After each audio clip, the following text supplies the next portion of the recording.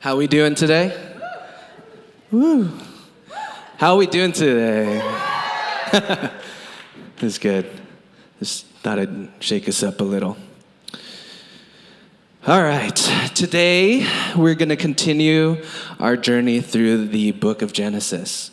And we're hitting chapters 27 and 28 this week. Look at how far we've come. For those of you just joining us for the first time today or have just joined us recently, Genesis is the very first book of the Bible. And it's a really, really good book because it lays out the big story of the world. It tells us who God is, who we are, why we're here, and the problem of humanity, and God's solution for that problem.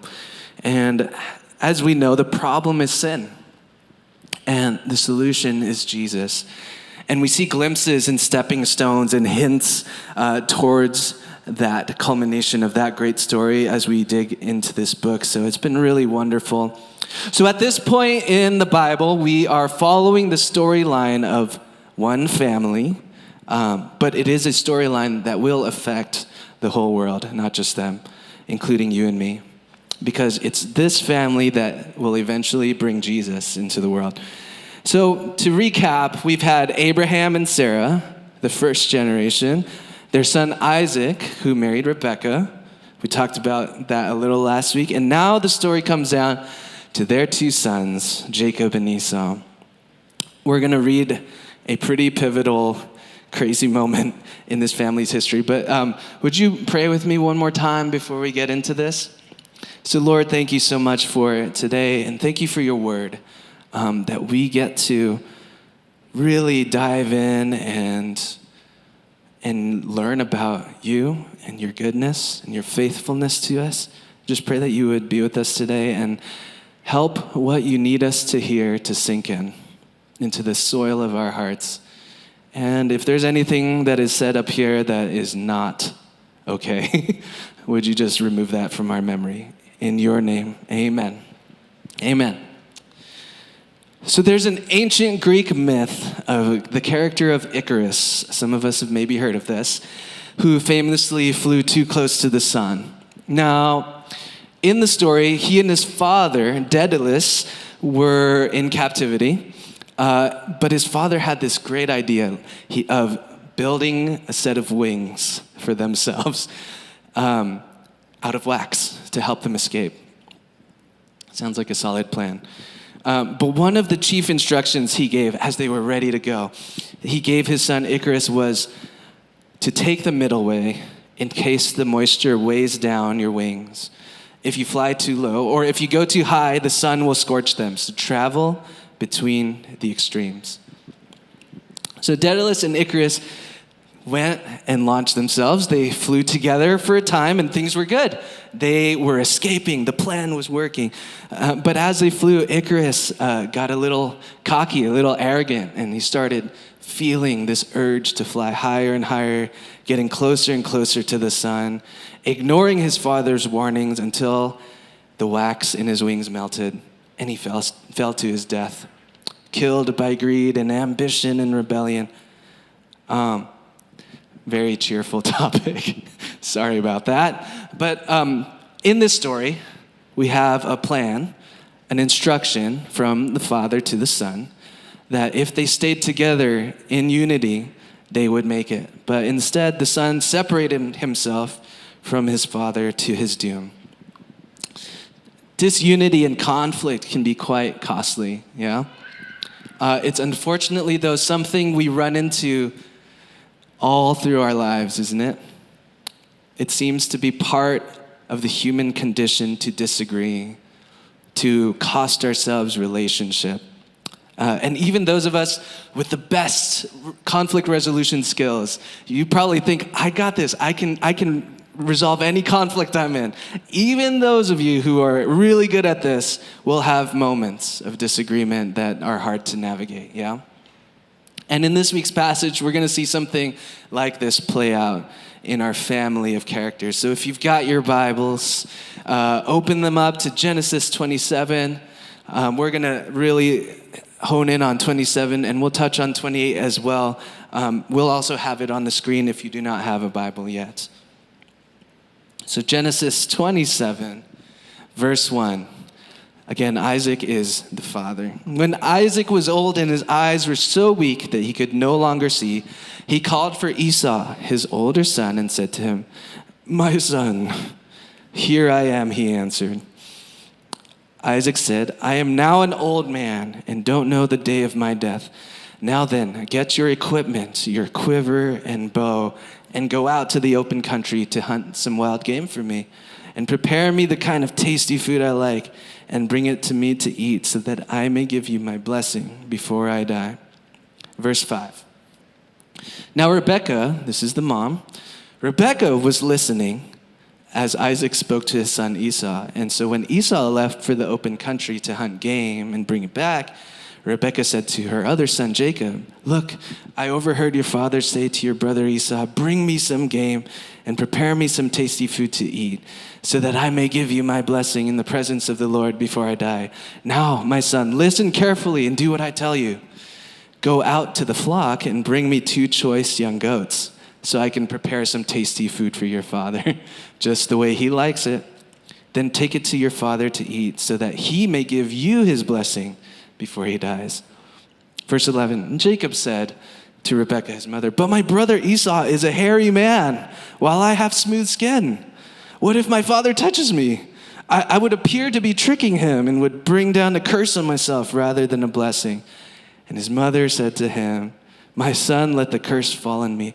Just do what I say. Go and get them for me." Anyone relate to that? Have you heard your mom say that? Just do what I say. No? Just me?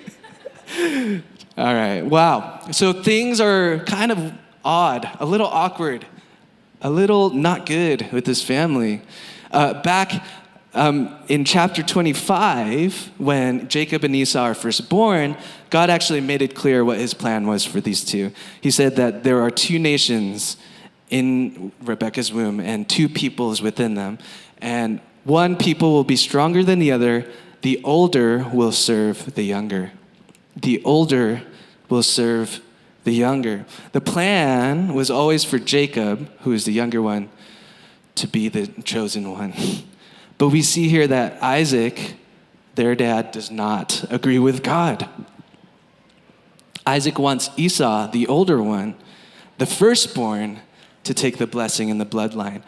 And some historical context, of course, perhaps it was because it's custom at the time for the firstborn to get the birthright and all the inheritance, to continue the family legacy, to inherit the role and the responsibility of leading. Or maybe Isaac felt sorry for his son because a prophecy happened before this kid could even talk about that he will serve his younger brother.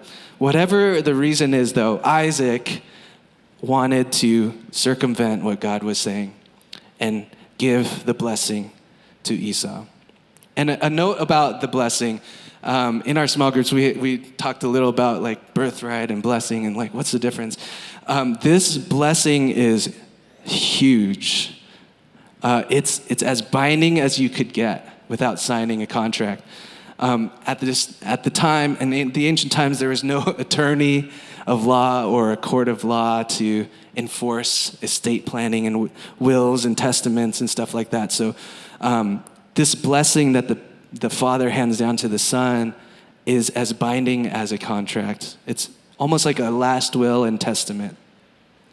And so this blessing is a whole separate thing that is a huge deal. So the stakes are huge, and Isaac knows this. He knows that whoever gets this is going to take on the rest of the blessing of the family. And Rebekah, his wife, knows this too.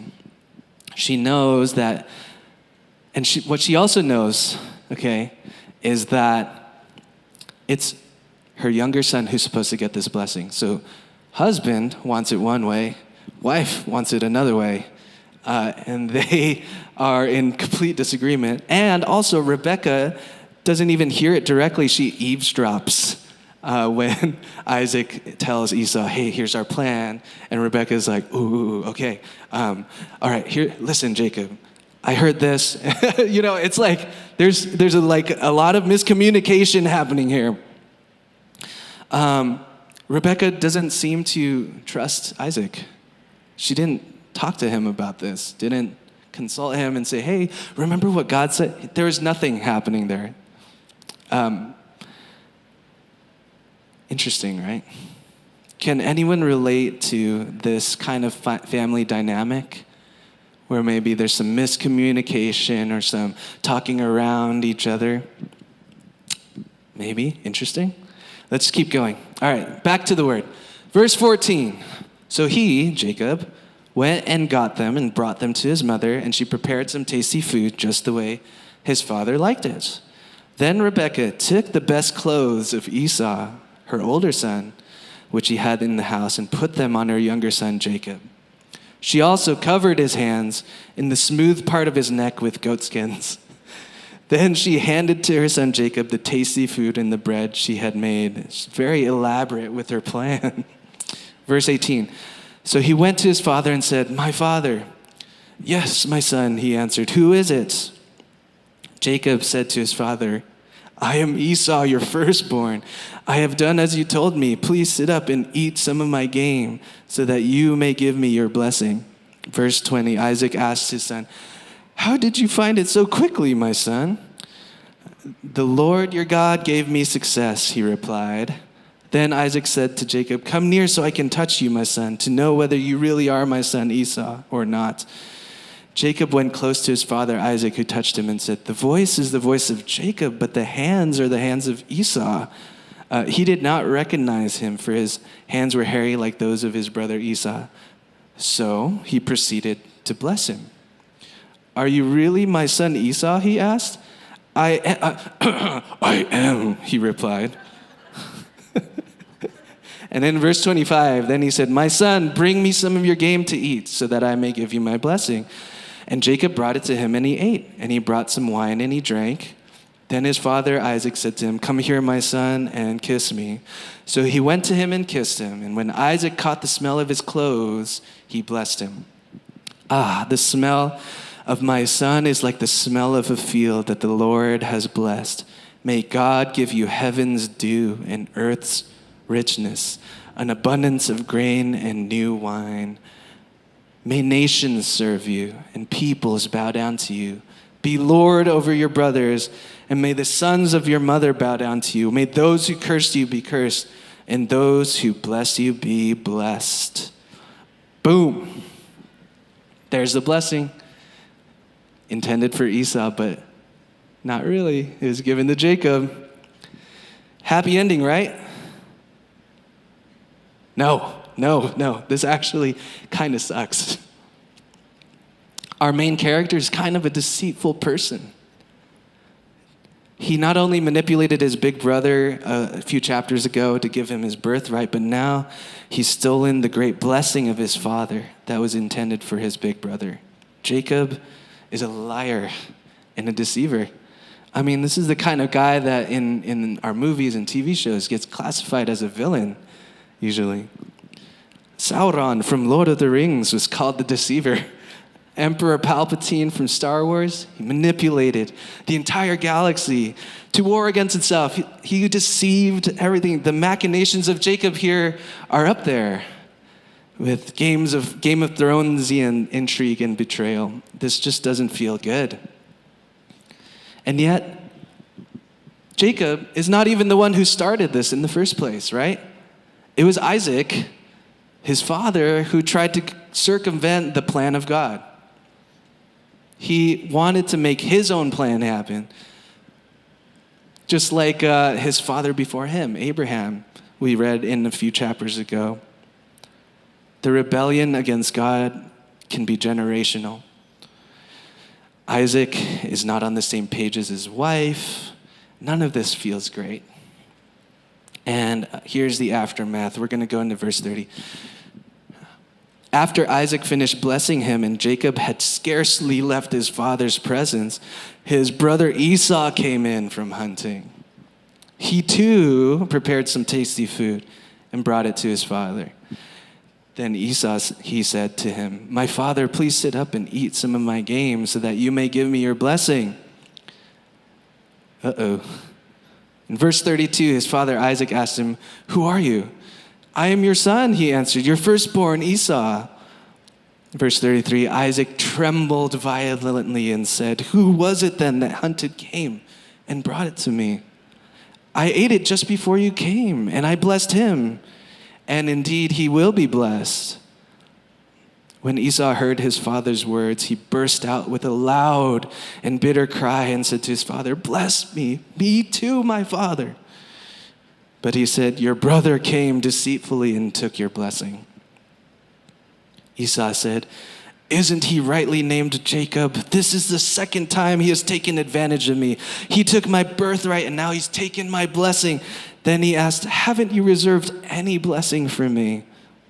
And Isaac answered Esau, "I have made him lord over you and have made all his relatives his servants, and I have sustained him with grain and new wine. So what can I possibly do for you, my son?"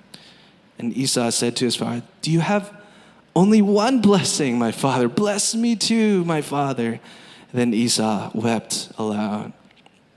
And so Isaac speaks this over Esau: "Your dwelling will be away from the earth's richness, away from the dew of heaven above. You will live by the sword. You will serve your brother, but when you grow restless, you will throw his yoke from off your neck." And so from here on out, verse 41, Esau held a grudge against Jacob because of the blessing his father had given him. And he said to himself, "The days of mourning for my father are near. Then I will kill my brother Jacob." We're almost there. Verse 42, when Rebekah was told what her older son Esau had said, she sent for her younger son Jacob and said to him, "Your brother is planning to avenge himself by killing you. Now then, my son, do what I say. Flee at once to my brother Laban in Haran." And she concludes this instruction with these heartbreaking words: "Why should I lose you both in one day?" Man, this is kind of heartbreaking if you think about it, right? First, your heart breaks for Esau a little bit. It's such an emotional moment. In this moment, he realized he had lost it all after a series of unfortunate choices and events. He sold off his birthright, something he actually owned, and now his brother had him, and his brother outsmarted him again to get even greater blessing and steal it from him. And in the rage that follows, he vows to kill him. So let's review a little bit. Isaac has to curse Esau instead of blessing him. Rebekah has lost all her trust in her husband, and her sons are separated and gone. This family is torn apart because of mistrust, because of disobedience and pride. Their unity and their sense of community completely broken. But I want to point one more thing out here. Notice one thing in this passage that we have that is a glaring omission. There has been no mention of God being consulted about any of this. They have not asked God what he thinks they should do. They have not asked him for guidance. They've just planned and planned and schemed and schemed. That's pretty key, isn't it? Something's wrong with that. When we're separated from God, when they are left to their own devices, their agendas and their priorities take over, and everything goes into chaos. And this story has parallels to Icarus, right? Icarus and his father would have made it safely if they stuck with the plan, if they had just stayed in contact, stayed together. But his pride and his priorities and his agenda caused their division and his death. And Jacob and Esau's story is proceeding perilously towards death as well. Is there any hope in this story? Is God's plan continuing going to be worth all of this? We know later on that God's plan is for Jacob to become the father of the 12 tribes of Israel. But I feel like it did not have to go this way. It didn't require Jacob to rob his family dry, his brother Esau dry. It did not need to go this way, but it is. Can any of you relate to this family's dysfunction? Think of the 4 characters in our story today: Isaac, Rebekah, Jacob, and Esau. Maybe you see yourself in one of these characters. Maybe you're Isaac. You're the rebellious one who knows what God asks of you, and yet you just want to do it your own way. Because you think you might know best what to do. You know the traditions. You know how the world works. So this is how it's going to go. Well-intentioned, but ultimately rebellious. Or maybe you're Rebekah, eager to follow God. You know what God said to you. You know his instruction to you. But because things don't seem to be going that way, you're willing to manipulate and move the situation around and potentially hurt your family to do it. You might be well-intentioned, but hurting those around you. Or maybe you're Esau, the person of privilege who takes things for granted only to lose it all. Or maybe you are Jacob, the younger, the underdog, the one who feels like you just have to weave and bob and maneuver your way to the top, willing to do anything it takes to get there. Well-intentioned, but deceitful. So whether you are kind of a victim or potentially one who's hurting those around you, the truth of the matter is we are all the same level of guilty because we are all sinful. We all make mistakes. We all may have really good intentions for our lives, but our human condition dictates that we can and that, in fact, we will mess up. We have all experienced some level of brokenness in our family, in our friendships. It's in the human condition to be broken. And I'm going to pause there. On some level, that message might make us feel totally hopeless today. How can anyone be good if we are all just destined to keep messing things up time again? Some things maybe feel like they'll never change. Maybe things are so broken in your life, in your family's life, so beyond repair, just like Jacob and Esau's family situation. It's a sobering reminder of the human condition of sin. But Jacob's story is here to tell us today that the story does actually not have to end in futile defeat. Jacob's story actually will show us that things can get better, because in the next chapter, in chapter 28, we follow a Jacob who is on the run from a dysfunctional family, a father who didn't prefer him, a mother who encouraged him to lie, a brother who wants to wipe him off the face of the earth. But while he's running from his family, we see in chapter 28 that God actually meets him in the mess and shows up to him in the mess. Jacob in chapter 28 has a dream. And in this dream, God shows up and shows Jacob a grand vision of a stairway connecting heaven and earth. And he tells Jacob that he is there with him. And he repeats to Jacob the very same promises and blessings he gave to his grandfather Abraham and his father Isaac. Descendants as far as the eye can see, blessings for the whole earth through his family. And he promises in verse 15, I am with you. This is God speaking to Jacob. I am with you and will watch over you wherever you go, and I will bring you back to this land. I will not leave you until I have done what I have promised you. Even for Jacob, even for someone as terrible and deceitful as Jacob, God will watch over and take care of him. Because this is what living under the grace of God is about. The human condition is such that we will always tend towards sin, towards hurting each other. It's as certain as the sunrise and as predictable as moonshine at night. But what is even more certain than the human condition is God's faithfulness. What is even more certain than the human condition is God's faithfulness. His faithful, watchful, ever-present grace that pursues us and beckons us and holds us close.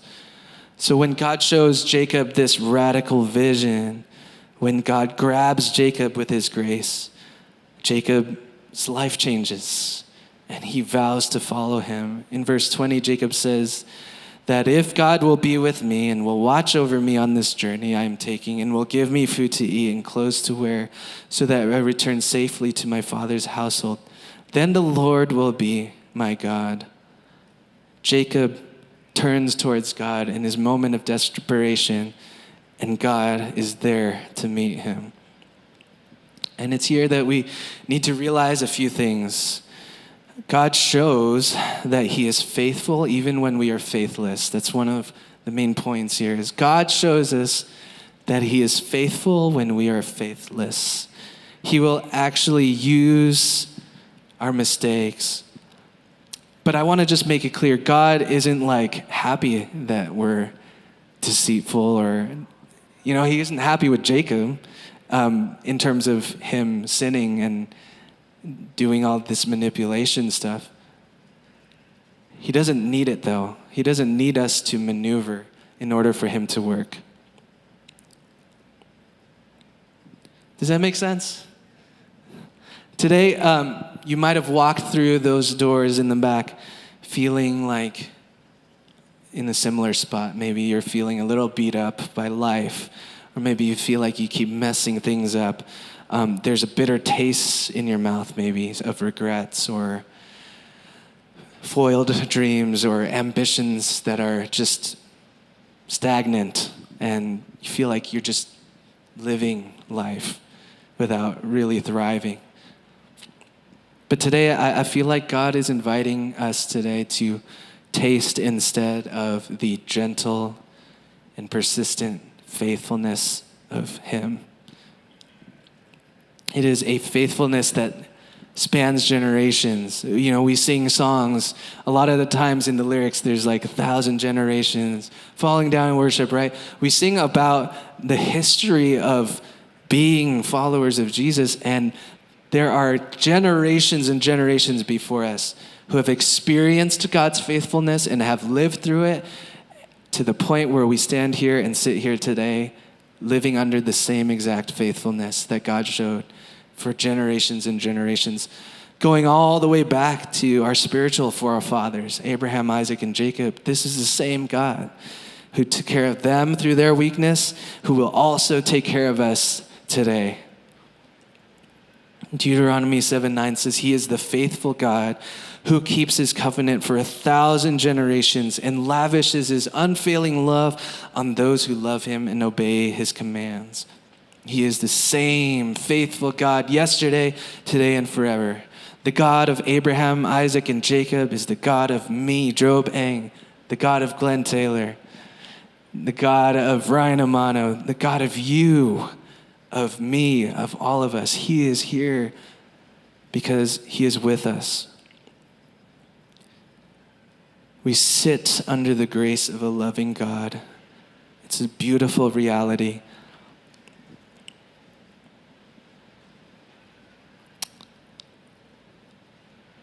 So let's have the worship team come up. I feel like I want to just go into some ministry before we start singing. I want us to try this while you're still sitting down, to go on a bit of a little imagination thing with me, okay? Maybe you could close your eyes if this helps, but I want you to right now to picture God, our Father, in the room sitting next to you right this second. Can you imagine it? What would you say to him in this moment as he sits next to you? This God who is faithful, who loves you despite all the mistakes, all the flaws, all the brokenness. And so maybe for the next few minutes, could we just keep silent for just a couple minutes, and I would just love for each and every one of us to have a dialogue with God right this moment. Maybe you can bring up some of the things you're hurting in, the things you experienced, the pain, the brokenness. And just for a couple minutes, let God listen and let him show you his love.